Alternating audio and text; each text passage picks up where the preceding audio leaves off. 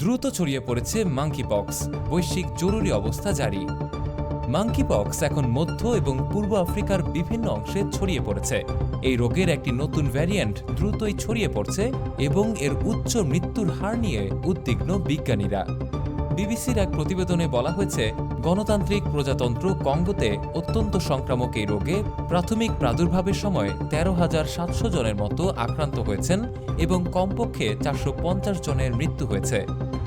এরপর থেকে এটি বুরুন্ডি, মধ্য আফ্রিকান প্রজাতন্ত্র, কেনিয়া এবং রুয়ান্ডা সহ অন্যান্য আফ্রিকান দেশে ছড়িয়ে পড়তে শুরু করেছে।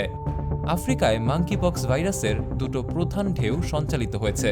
মাঙ্কিপক্সের একটি ধরন হল ক্লেড আই, যা মধ্য আফ্রিকার স্থানীয়দের শরীরে বেশি সংক্রমিত হতে দেখা গেছে।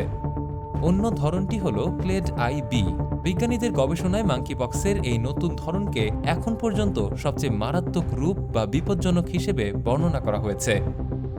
এই নতুন ধরনটি খুবই উদ্বেগজনক উল্লেখ করে বৈশ্বিক জনস্বাস্থ্য জরুরি অবস্থা ঘোষণা করেছে বিশ্ব স্বাস্থ্য সংস্থা বা ডব্লিউএইচও।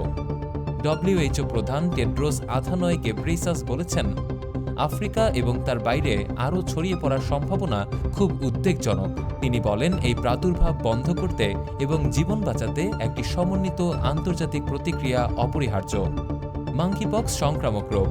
এই রোগ আক্রান্ত ব্যক্তির সংস্পর্শে এলে এমনকি শ্বাস-প্রশ্বাস থেকেও অন্য কেউ এতে সংক্রমিত হতে পারে। মাঙ্কিপক্সের উপসর্গ ফ্লুর মতোই।